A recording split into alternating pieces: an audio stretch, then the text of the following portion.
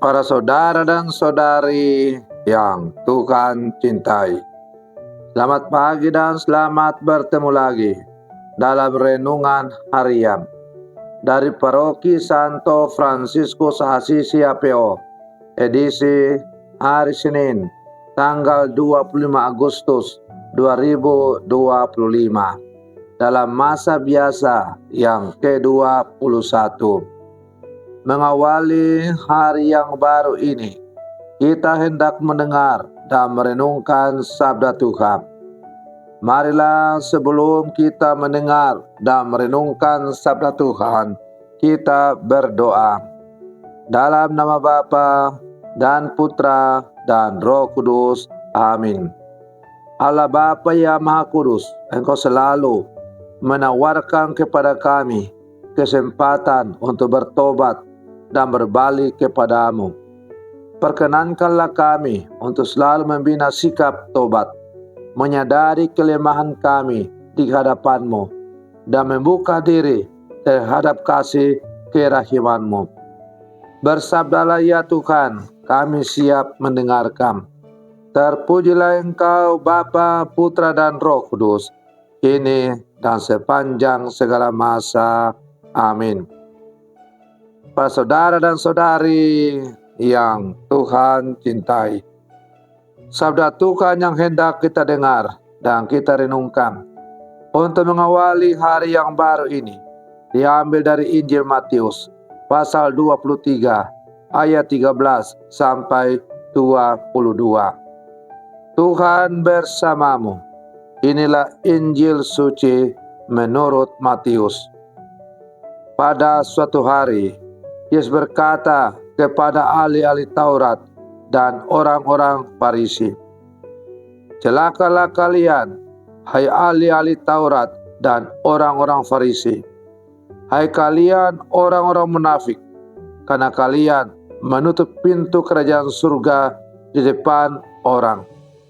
Sebab kalian sendiri tidak masuk dan kalian merintangi mereka yang berusaha masuk.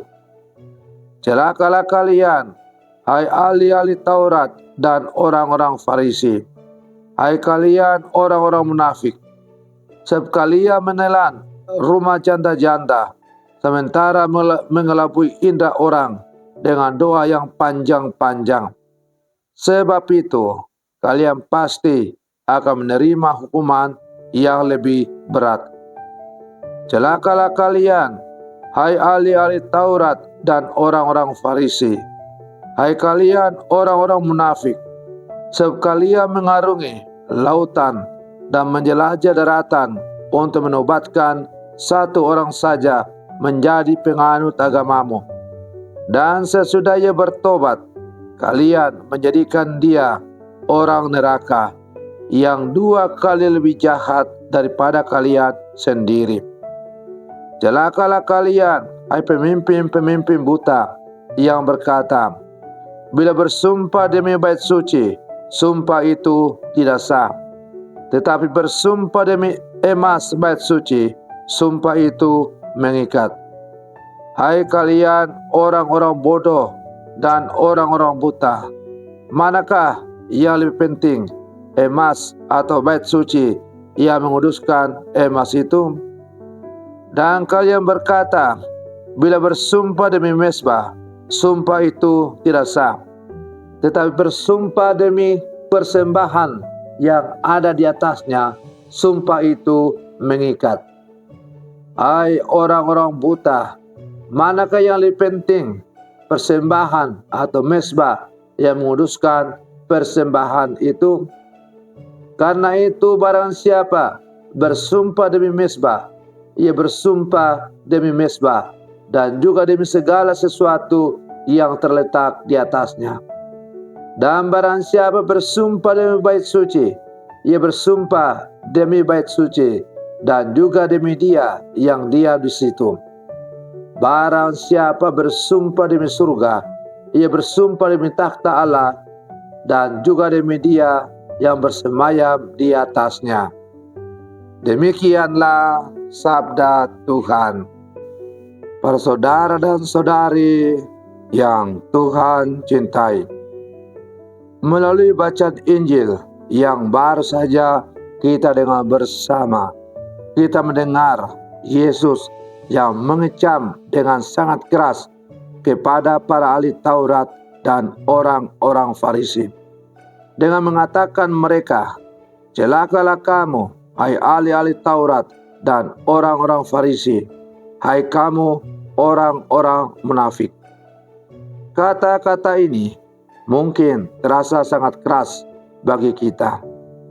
Mengapa Yesus begitu marah? Apakah dia tidak perlu kasih? Tentu saja tidak.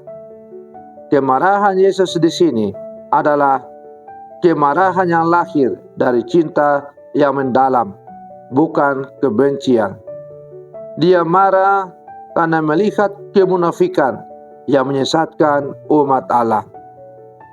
Para saudara dan saudari yang Tuhan cintai, Yesus menyebut mereka munafik karena mereka tidak menghayati apa yang mereka ajarkan. Mereka adalah guru-guru yang hebat, tetapi tidak menjadi teladan. Mereka mengajarkan jalan menuju kerajaan surga, tetapi justru menghalangi orang lain untuk masuk.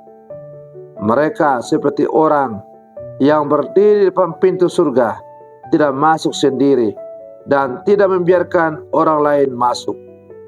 Mereka sibuk dengan aturan-aturan kecil, tetapi melupakan hal-hal yang lebih penting, keadilan, belas kasih, dan kesetiaan kepada Allah. Para saudara dan saudari yang Tuhan cintai, melalui bacaan Injil tadi, kita diajak untuk melihat ke dalam diri kita sendiri. Apakah kita juga termasuk orang-orang yang munafik? Apakah kita seringkali lebih peduli pada penampilan luar daripada kita terlihat religius, daripada kondisi hati kita yang sebenarnya? Mungkin kita rajin pergi ke gereja, aktif di berbagai kegiatan rohani, aktif di Kombas, dan fasih mengucapkan doa-doa. Tetapi dalam hati kita masih menyimpan kebencian, iri hati, atau ketidakjujuran. Mungkin kita berjanji untuk setia kepada Allah, tetapi janji itu hanya sebatas di mulut. Tidak sungguh-sungguh kita laksanakan dalam kehidupan yang konkret. Janji-janji kita kepada Tuhan seperti yang diungkapkan dalam bacaan Injil tadi, seringkali hanya menjadi formalitas tanpa makna yang mendalam. Yesus mengajak kita untuk menjadi pribadi yang utuh, yang tindakan, perkataan, dan hati kita selaras dengan apa yang kita hayati. Yesus menginginkan kita untuk tidak hanya menjadi pendengar firman, tetapi juga menjadi pelakunya. Dia mengajak kita untuk hidup dalam keutuhan dan ketulusan, bukan dalam kemunafikan. Para saudara dan saudari yang Tuhan cintai, sebagai murid-murid Yesus yang hidup bersama sekarang, mari kita terus memohon rahmat dari Tuhan, agar kita dimampukan untuk menjadi saksi-saksi Kristus yang sejati, yang tidak hanya berbicara tentang kebenaran, tetapi juga menghidupi kebenaran itu. Semoga hidup kita menjadi Injil yang terbuka bagi orang lain, sehingga melalui kita semakin banyak orang yang diantar untuk mengenal dan masuk ke dalam kerajaan surga. Para saudara dan saudari yang Tuhan cintai, semoga perenungan saya untuk hari ini, untuk mengawali hari yang baru ini, semakin menghantar kita untuk menjadi murid-murid Yesus yang sejati. Selamat pagi, Tuhan Yesus memberkati kita semua.